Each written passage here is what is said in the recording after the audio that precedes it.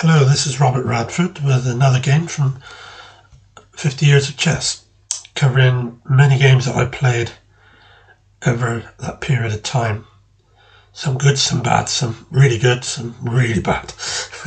So, back in 2009, I had a go at playing at the highest level in the chess in Bristol.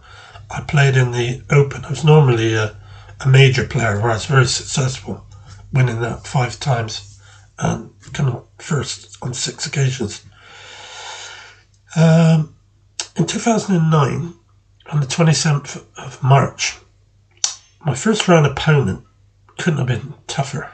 I was playing the number 1 seeded player, Chris Beaumont, very successful international master in tournaments in the Southwest. He pretty much dominated a lot for many years, many of the tournaments, and was still extremely strong in 2009. Chris is slightly older than me, somewhere between a year and 6 months, something like that. I'm 71, he's 72. I think he's 70, maybe 73 now, but probably is. But I'm going to show you this game now. Chris was black, and I started with d4. Knight f6, c4, g6, knight c3. We're going into what is known as a Grunfeld defense. That's a hyper-modern opening invented by Ernst Grunfeld, the master, Austrian master from long ago. And this is the opening play to it. So as you see, black has the whole idea of black is, with hyper-modern chess, is to strike at the centre from a distance, instead of the e4, e5, knight f3 and knight c6 thing. And it's known as hyper-modern chess. And so we're going book so far. Again, Chris applying pressure to the centre with the knight coming in at c6. Bishop e3, defending that pawn. He castled, I castled. Bishop d7, which wasn't the best move according to Stockfish, but it's what Chris played, and he thought it was good. So rook b1, hitting the pawn on b7. Chris went to queen to c7. I attacked it immediately. I expected e5, but he didn't play that. He went back to c8. Very modest, conservative move. So I did something very, very unusual, because I had to try and get him out of the book and play something different and make him think and put him off a bit. I played c takes d, which looks pretty awful, but maybe it is. But I seemed to get a good game from it for quite some time. He attacked that bishop, and I went bishop e5, offering, now threatening to win the bishop on d7. So he moved out to g4, which is where perhaps some would say it should have went earlier instead of bishop d7. But anyway, I went queen a5. I thought, okay, let's see what happens then. You can't take the knight because I got bishop takes bishop, so his queen's under attack, and he decides to take the pawn on c5. Of course, if I take the knight with my queen, he's got a6, so he gets his piece back anyway. So I moved my bishop back to attack Chris, and he went back to c7. I then played f3, putting the question to the bishop, where are you going to go? And he went back to c8. I went queen b4. Then he attacked my bishop, and I retreated to d3. He's pushing that b pawn, and I offered a queen swap, and Chris accommodated me by taking it, and I retook. Now he doesn't have to defend the pawn because I've got the bishop hanging on d3, but he decided to go back with the knight first, which was probably the best move. I went back bishop e2, anticipating rook d8, giving him a slight tempi, and he played bishop e6. having a little nibble at my A pawn. So I interjected with bishop b3. Chris then went rook f to d8 to try and get control of that open d1, d8 file, giving me the opportunity to double his pawns, which he had no fear of. He was quite okay with that. He looked like it was fine with him, so, and I thought, what have I let myself in for here? So I had to challenge Chris on that open d file, so I played rook f d1. He brought his king up, and I thought, I see, he's bringing his king into the game. Now the queens are off. Yeah, it makes sense. So I tried to restrict his movements on that king side with f4. I now think it was a mistake, of course. I'd have been better to have played something else, but not that.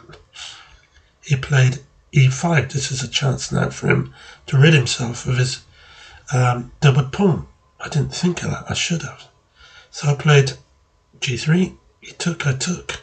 And then he played the other one up, which also makes sense. c4. Now I'm offering him a pawn here because I want to get onto that 7th rank and attack his king and try and really make a game of this and give myself a real chance. At the moment, I'm minus 1.2 with white against black's position. So it's good, better for him, but it's not winning yet. So he took the pawn and I played rook b7, forced his king back. Hooray, that's good, but I'm still 1.3 down on the stockfish rating here. So I exchanged rooks here. That was a mistake. I should not have done that. Should not have done that because it's allowing him to get control of that D file. And then I made another mistake. I played rook c7, hitting the knight. It's only sending him into a better position here. And then another mistake follows when I should have played knight takes d4, but instead I played bishop takes d4. Why was it important that I played knight takes d4? Well, if I'd have gone knight takes d4, and after he went pawn takes, I can then bring my king across in front of those pawns, instead of allowing Chris to push those pawns, two connected pawns, on against me. So I've gone and done it now. He's now 2.4 better off against me, according to Stockfish. So I tried to keep his bishop from getting into play, which was a mistake because he did what I said earlier. Remember when I said about when you get a pass pawn, push it for all it's worth. Chris is doing just that.